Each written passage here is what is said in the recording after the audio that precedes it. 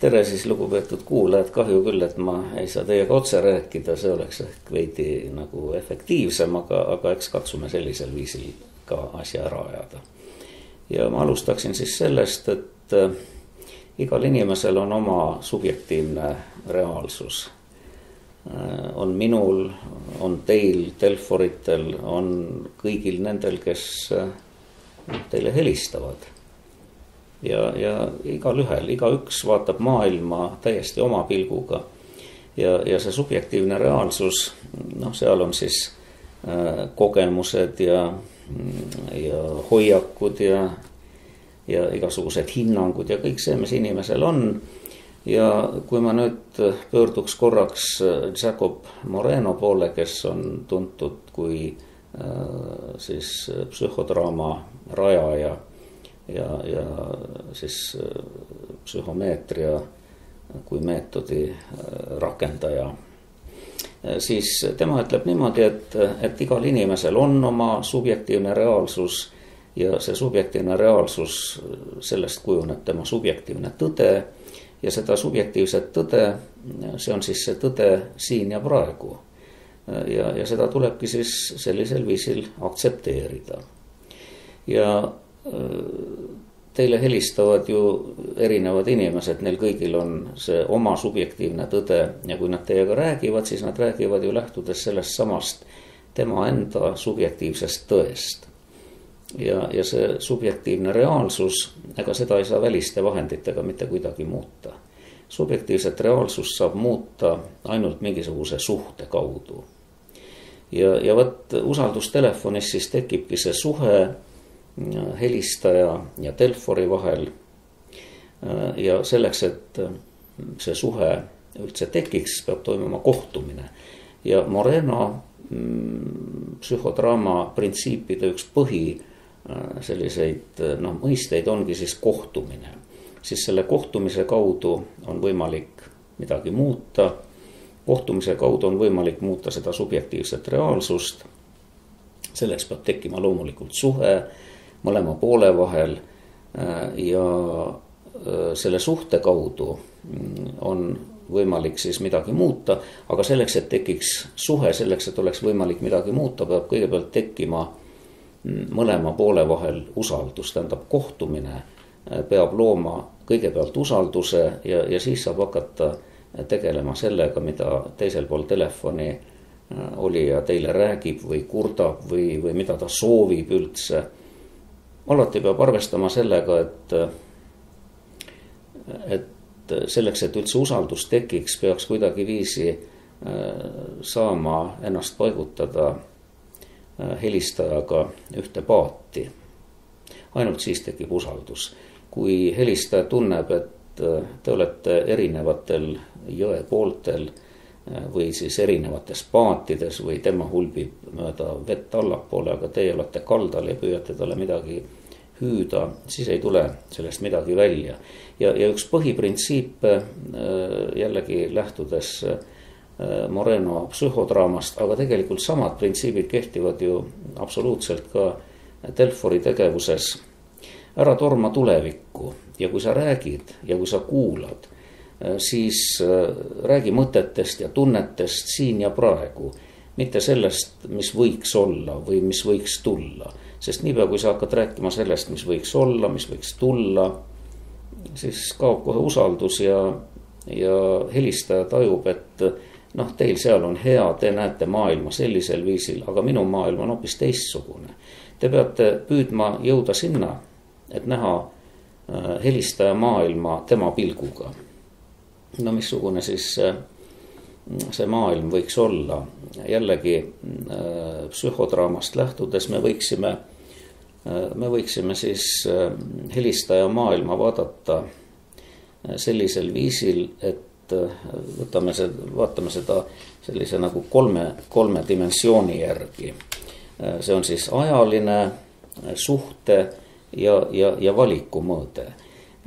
Siin on nüüd slaidil näha, eks ole, me kõik võime ju maailma vaadata lähtudes minevikust, lähtudes olevikust, lähtudes tulevikust.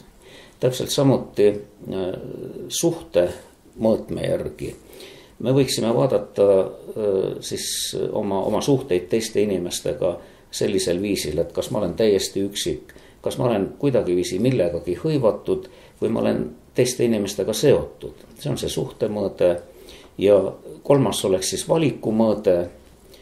Ühel pool on surm, teisel pool on elu ja vahepeal on selline ambivalentne olek, kus ma kõigun kas elu ja surma vahel. Ja vaat selline pilt sobib väga hästi iseloomustamaks siis usaldustelefoni helistajaid, kellel on suitsiidimõtted. Aga kui nüüd vaadata, kui paljudel on suitsiidimõtteid, siis mul on siin üks väike statistika. See on nüüd küll 2004. aasta statistika. On uuritud Tallinna elanikkonda, 12,4% inimestest on oma senise elu jooksul mõelnud enesetapu sooritusele. See protsent tõenäoliselt aastate jooksul väga palju ei ole muutunud, nii et me võiksime öelda kusagil 10–15%, see on nüüd suitsidoloogide andmetel, on neid, kellel on olnud enesetapu mõtteid. Nüüd tavaliselt ju suitsidaalsuse kujunemise algpunktiks ongi suitsiidimõtted ja plaanid. Ja siis see kulminatsioon on suitsiid ja on üsna tõenäoline, et jämedalt siis võib-olla iga 10. helistaja on see, kes ei tule otse teile neid mõtteid jagama, vaid tal võivad need mõtted olla. Ja nüüd, kui me vaatame jällegi Moreno psühhodraamat, seal on asi oluliselt lihtsam. Psühhodraama puhul on ju nõnda, et on see, inimene, kes tahab oma probleeme lahendada ja on siis psühhodraama lavastaja, kes püüab seda asja kuidagimoodi siis korrastada. Seal on suhe, seal on silmside, seal on see suhte loomine oluliselt parem. Muidugi ka psühhodraamas ei ole ju niimoodi, et see, kes oma probleeme püüab lahendada, see lahendab seda lavastaja kaudu, vaid selle probleemi lahendaja asemele pannakse nõnda nimetatud abimina. Keegi, kes astub tema kohale ja püüab tema tundeid peegeldada. Ja nüüd kujutage siis ette, Moreno kirjeldab niisugust kohtumist sellise väga ilusa, ma ütleksin värsina, ehk eesti keeles ta ei ole päris riimis, aga asja sisu on niisugune. Vaadake nüüd seda järgmist slaidi, mis toimub 2 kohtumise puhul psühhodraamas. See on siis silm silma vastas, nägu näo vastas. Kui sa oled mulle lähedal, siis ma rebin välja sinu silmad ja panen need oma silmade asemele. Ja sina rebid välja minu silmad ja paned need enda silmade asemele. Ja siis näen ma sind läbi sinu silmade ja sina näed mind läbi minu silmade. Ja sellisel viisil on võimalik psühhodraamas inimese kohtumine iseendaga. See peegeldus, mida annab abimina, see aitab tal näha seda, missugune ta ise on, missugused on ta probleemid ja siis on võimalik ka neid probleeme hakata lahendama. Aga Telforil loomulikult ei ole seda silmsidet. Ainus, mis on hääl telefonis. Ja siis see, mida Telfor suudab vastata, mida ta suudab küsida, missugust hääletooni ta suudab säilitada. Ja pange tähele, vaadake veel seda mineviku, oleviku ja siis üksiku seotud ja surma elu seda slaidi. Tähendab, see on see subjektiivne reaalsus, milles abivajaja või helistaja parajasti kõigub.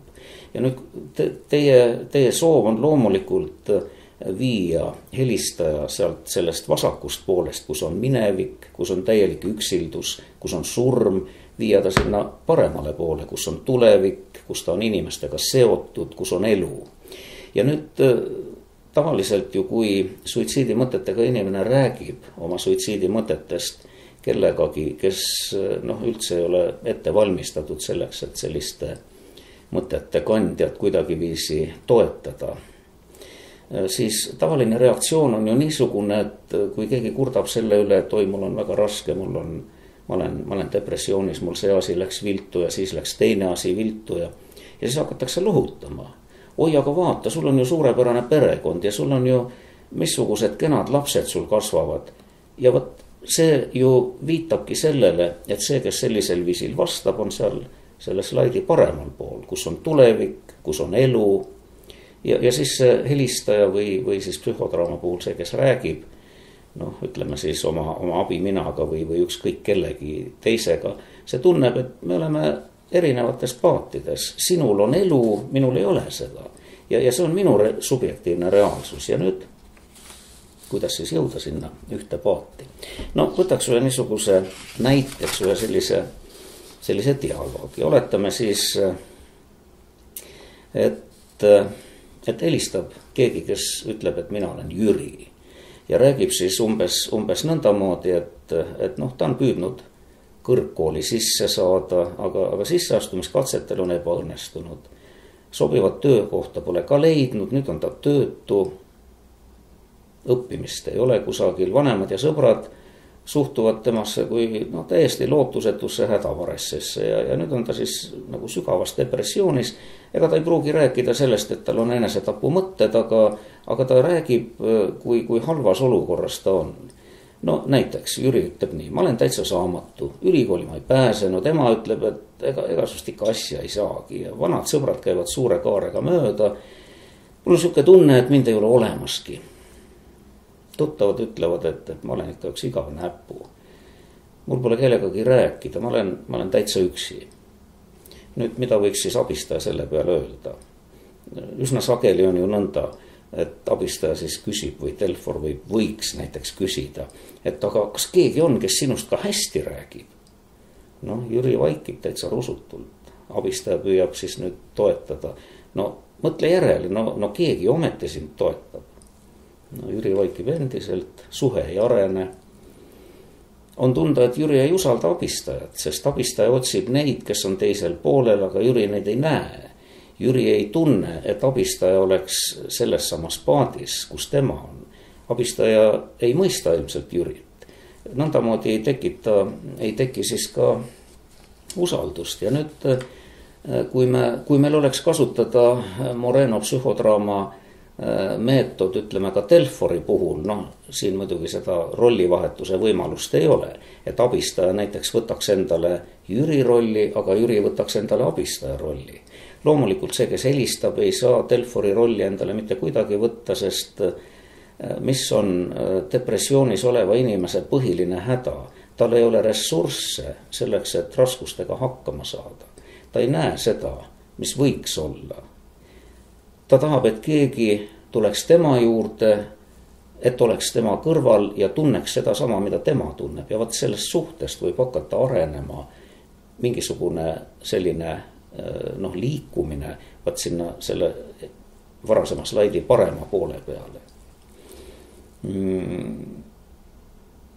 Helistaja ei suuda minna Telfori rolli loomulikult, aga Telforil peaks olema suutlikkus minna Jüri rolli. Ja mida siis võiks teha? Ilmselt oleks mõistlik suitsidendiga rääkida, just pidada silmas siin ja praegu, et mida sa tunned, kuidas sa tunned. Kas sul on niisugused mõtted? Ja ei, ma saan aru loomulikult, et kui raske see on ja mitte lihtsalt deklaratiivselt. Te peaksite püüdma hakata tundma seda, mida tunneb helistaja. Või vähemalt siis mitte püüdma iga hinna eest tirida hästi kiiresti helistajat sellest seisundist välja, kus ta on. Sest ega te ei suuda ju teda tirida, kui ta ise ei taha sinna tulla. Te saate ainult kuidagi viisi selles olukorras, seda olukorda, milles ta praegu on, seda läbi rääkida ja veel kord ja küsida ja lasta rääkida. Mida veel, näiteks suitsidendi puhul, kui on enesetapu plaanidega, keegi ütlebki niimoodi, et mul on nii paha, et ma ei taha üldse eladagi. Aga rääkige sellest, mis plaan sul on, et kuidas sa kavatsed siis siit maailmast lahkuda ja küsige, kas varem on olnud ka selliseid ja selliseid detaile, et teid huvitab see, mis praegu antud hetkel toimub helistajas. See on see, mille järgi helistaja suudab tajuda, et teie teda mõistate. Te ei hakka teda tirima kusagile, vaid te püüate aru saada, missugused on ta mõtted, missugused on ta kujutlused. kui ta räägib, et ma kavatsen teha enesetappu, siis aga kuidas sa seda kavatsed teha?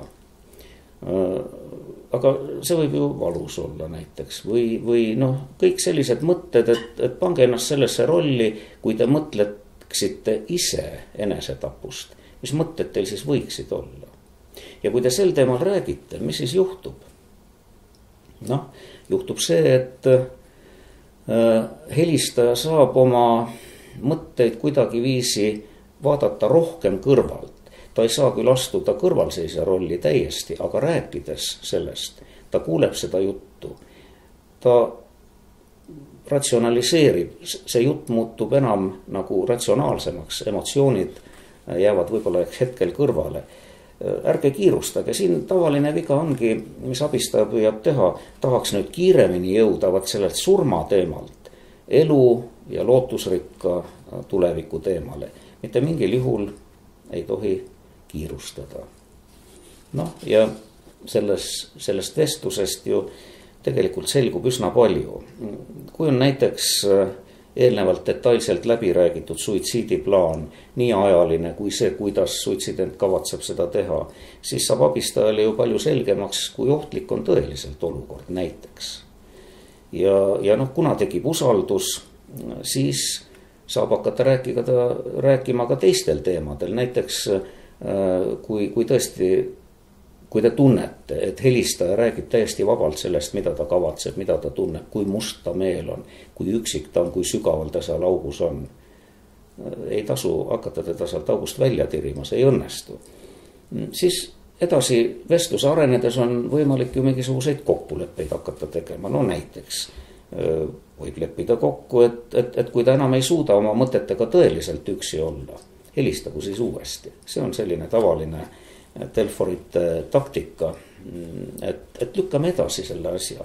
Lükkame selle X päeva veidikese edasi ja selle eelduseks siis ongi see, et peab tekkima usaldus. Ja usaldus tekibki sellisel viisil, kui te suudate luua illusiooni, et te olete ühes paadis. Te võite ju näiteks selline lause, mis suitsidendi puhul võiks olla üks, kui te olete hakanud juba nagu mingile kokkuleppele jõudma. Kui sa tõesti oled otsustanud, ära tee seda täna vähemalt, oota homseni näiteks. Mis sellega toimub või mis niisuguse vestluse kestel toimub? Suitsiidimõtete kandja toimetuleku ressursid suurenevad. Suitsidendil ja üldse inimesel, kes on depressioonis, on ju see maailm väga ahenenud.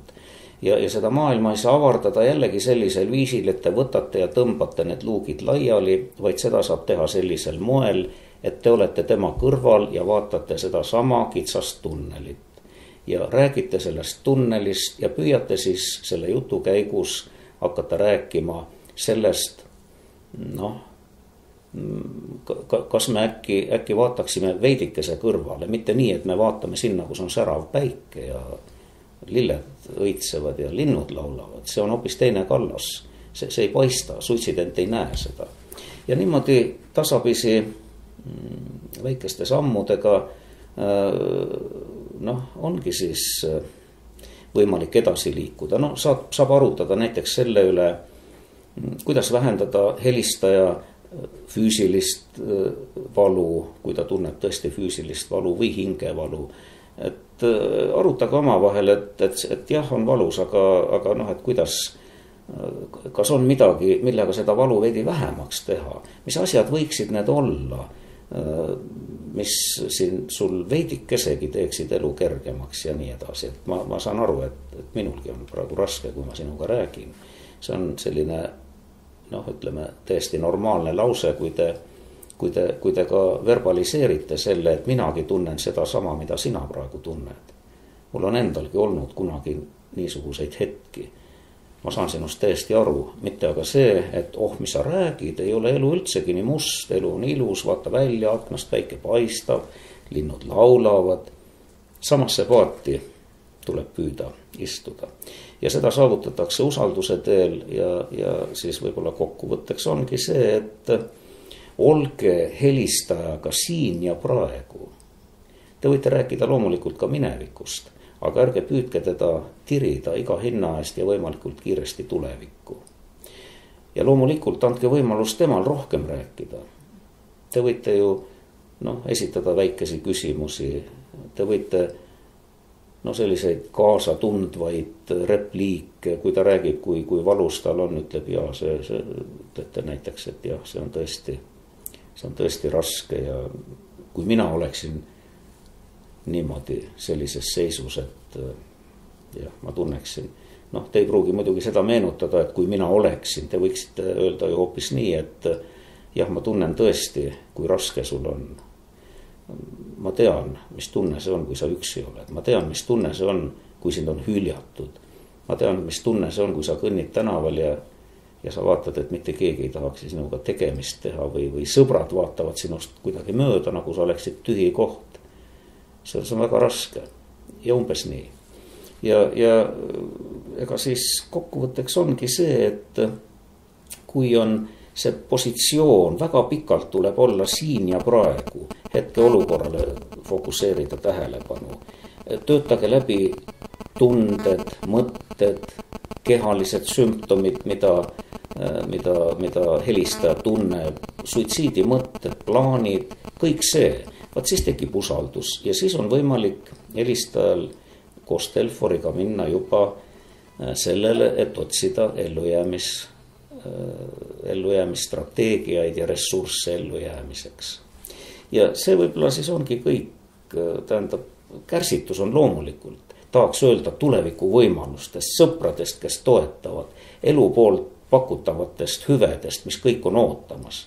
Aga see las jääb sinna kusagile, kas päris selle jutu lõppu, võib-olla järgmiseks korraks, mõned helistavad 10 korda, võib-olla kusagil siis te jõuate sinna, mis kõik võiks olla, aga sinna tuleb läheneda samm-sammult.